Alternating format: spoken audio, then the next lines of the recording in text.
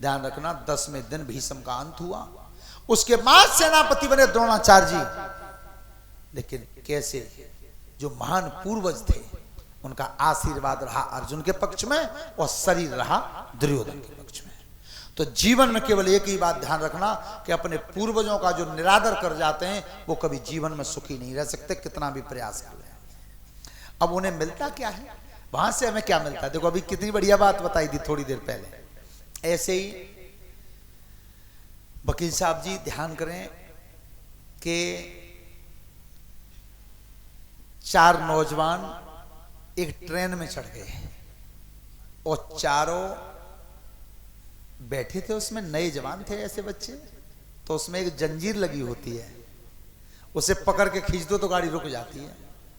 तो एक ने कही कि जंजीरे में खींच दूं, दूसरे ने कही कि देखिए नीचे लिख रही है कि 500 रुपया जुर्माना। तो उन्होंने की 500 रुपया जुर्माना लगे, हमें 4 जने तो लपान 500 इकट्ठे कर लेते हैं पहले, पर खींचेंगे जरूर, आज जाते हो तो का है। वो 500 रुपया चारों ने एक की जाकट में रख दे, कहते कोई आवे ऊपर करे बेवा तो जी रुपया दे देंगे जुर्माने के। तब तक एक ने दूसरे ने की कि बन को काम कि का है कि जंजीर खींच दे तू, वो जो सामने को डोकर बैठे हैं 80 साल के, इन्हें कैसे दे देंगे कोई पुलिस वाला आवे तो कि इनने खींची, हमने क्या खींची। बड़े बूढ़े डोकर बोले कि लल्ला बेटा बच्चे मोए काय को तुम बुढ़ापे में खिंचवा रहे हो, जहां में टीटी और पुलिस वाले सब आएंगे तो हाल बंद कर देंगे। कसना रेल तो बाबा वो रुके ही और हमें कोई मतलब ही ना, तो क्या ही कह देंगे कि इनने खींची है। थोड़ी देर और चली रेल, सुबह एक ने कही कि खींच दूं, एक ने कही चल छोड़ कोई बात नहीं, कि ना खींचूंगा जरूर। सो थोड़ी दूर और लेकर पाई, सुबह जंजीर पकड़ के खींच दे। जैसी गाड़ी रुकी तो वहां नंबर आ जाता है कौन से डिब्बा में से खींची है। सो तुरंत 4 सिपाही और टीटी लेके बाई कमरा में आ गए। किन्ने खींची है? सुबह चारों एक ही मन के बैठे, सो उन्होंने की डोकर बैठे का इनने। सो पुलिस वालों ने डोकर पकड़ ले, पकड़ के जो हथकड़ी हाथ में डाली। तुम जानते नहीं हो कि ट्रेन को रोकना कितना बड़ा अपराध है, बिना अपराध बिना कारण के कैसे रोकी तुमने। अब डोकर ने अपने जो सफेद बाल है सिर पे बा को प्रयोग करो। उन्होंने की दरोगा जी रेल तो मैं नहीं रोकी है, पर अब मुझे तो पूछ लो मैं रोकी चोए कि बताओ कि मेरे बालकन ने 2000 रुपया इकट्ठे करके मोह दे वृंदावन को कि तुम दर्शन करे आओ। सो बाबूजी वे 2000 रुपया ने चारों दंगन ने छीन ले मुंह पे, तुम न मानो तो एक की जाकट में धरे देख लो बाल। सो जो दरोगा जी ने हाथ डालो सो 2000 रुपया लेकर आए, डोकर की हथकड़ी खोल दी और उनके बांध दी। और तब दरोगा जी के बाबा तुमने बहुत बढ़िया करो, आज बदमाश पकड़वा दे। तो जो चारों बंद की चले, सोने की काऊ दिन डोकर मिल गए काऊ मोड़ पे तो देखे जाओगे। तो उन्हें की लला देखवे की तो बात बाद में, ये चांद के बाहर घाम में ना भूरे पड़े। ध्यान रखना ये चीज है उन पे। और वो तजुर्बा केवल उम्र के साथ आता है, वो किसी स्कूल में और किसी किताब में लिखा हुआ नहीं है। तो जीवन में आप अगर कुछ सीखना चाहते हो तो अपने बुजुर्गों से सीखने का प्रयास करो, उनका निरादर कभी मत करो। और वही हुआ क्या दुर्योधन उस पक्ष में होते हुए भी एक बार भी पितामह भीष्म से द्रोणाचार्य से ये नहीं कह पाया कि आप बताओ मैं क्या करूं। और उधर से युधिष्ठिर जिनके खिलाफत में वो बुजुर्ग लड़ रहे हैं और युधिष्ठिर पूछने आ रहे हैं कि आप आदेश करें मैं क्या करूं। और वही हुआ, उधर आशीर्वाद काम कर गया। ध्यान रखना उसके बाद जब द्रोणाचार्य का वध हुआ तो द्रोणाचार्य के वध के बाद सेनापति बनाए कुंती पुत्र कर्ण। देखिए अंतिम वृत्तांत है ये, इसके आगे कल सुनाया जाएगा। केवल 5 मिनट सुने कि आज वो समय बन रहा था महाभारत के युद्ध में कि एक तरफ अर्जुन है और एक तरफ कर्ण है। एक ही महतारी के थे दोनों, एक ही मां के थे दोनों। और जिस समय रण का ताज रखा गया था कर्ण के ऊपर, वो ताज जिस समय बंधा कर्ण के ऊपर, वो बात जब कुंती को पता चली तो आपने देखा होगा जिलेदार साहब के चोर की मां हमेशा कौन में रो जाती है अकेले में। आज कुंती अकेले में रोई है कि हे परमात्मा कल का तो वो युद्ध होने जा रहा है कि इधर से मरे तब भी कुंती का ही बेटा मरेगा और उधर से मरता तब भी कुंती का ही मरेगा, क्योंकि एक तरफ कर्ण है और एक तरफ अर्जुन है। तो आज रात में कुंती चली है, जिस समय दोनों पक्ष के वीर सो गए थे। तो रात में अकेली आई है, कहां? जहां कर्ण विश्राम कर रहे थे। कर्ण की रानी पद्मा पहरा लगा रही थी। तो उसने रात में आकर के जवाब दिया है अपनी बहू को। ध्यान रखना, देखा होगा आपने, एक क्लिप पड़ी हुई है मोबाइल पे कि किसी मीटिंग में मुलायम सिंह जी जा रहे हैं, अखिलेश पीछे हैं, तो कहीं पैर फिसला है उनका, मुलायम सिंह का, पीछे से दोनों हाथ लगा करके अखिलेश ने पकड़ दिया। तो वहां एक गाने की धुन आती है कि आखिर अपने तो अपने होते हैं, अपने तो अपने होते हैं। तो वही बात हुई कि आज रात में कुंती उस समय अकेले में जा रही थी वहां, तो उस समय आंखों में आंसू भरे हुए थे और रानी पद्मा पहरा लगा रही थी। ये थी भारत की नारियां। पहले पति विश्राम कर रहा है और घरवाली पहरा लगा रही है। आज ऐसा कितना देखने को मिलेगा? बहुत कम। अगर कहीं नौकरी से पति रात को 11 बजे तक आ जाते हैं तो किसी किसी घर में तो खाना खा करके एक एक नींद ले ली जाती है, तब तक पति महाराज आ पाते हैं। लेकिन वो नारी कैसी थी कि जिसका पति थका हुआ विश्राम कर रहा है, उसकी पत्नी पद्मा पहरा लगा रही है। तो उसमें कुंती ने ठीक आधी रात में और कहा क्या है पद्मा से, अरे बेटी को काम करा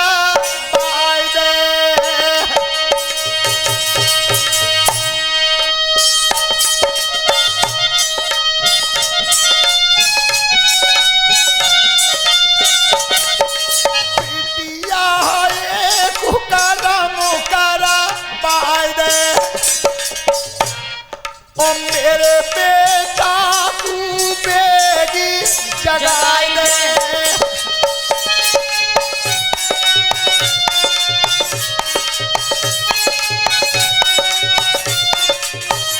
अरे कैसे सासु रात में आई,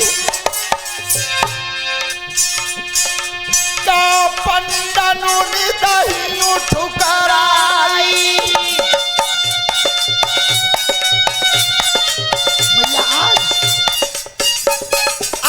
बेटा के दरवाजे पे आई कैसे? आज पांडव कहां है? क्या उन पांचों बेटाओं ने धीर नहीं धरी जो आज तुम मेरे दरवाजे पे आई हूं? बेटी में बात तुझसे नहीं कर रही हूं, मेरे बेटा को नींद में से जगा दे। मेहतारी जब बोल रही है,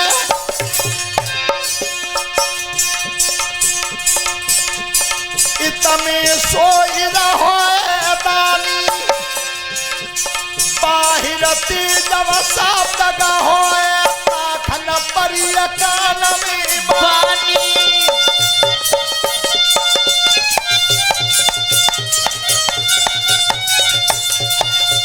जैसे ही कान में शब्द पड़ा है, एकदम निकल के आया है कर्ण। तब कही मैया प्रणाम, आज कैसे आई हो? कोई परेशानी है?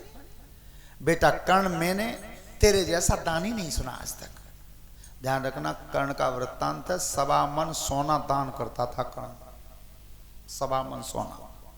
लेकिन कमी क्या बनी कि जिस समय दान करते थे कर्ण, तो वो जब मृत्यु लोक में यहां से जाकर के वहां पहुंचे, तो उन्हें जब भूख सताने लगी थी तो वो सोना ही दिया गया उन्हें। तब कही कि सोने से भूख नहीं मिटती। धर्मराज ने कहा था तुमने जो बांटा है सो मिला है।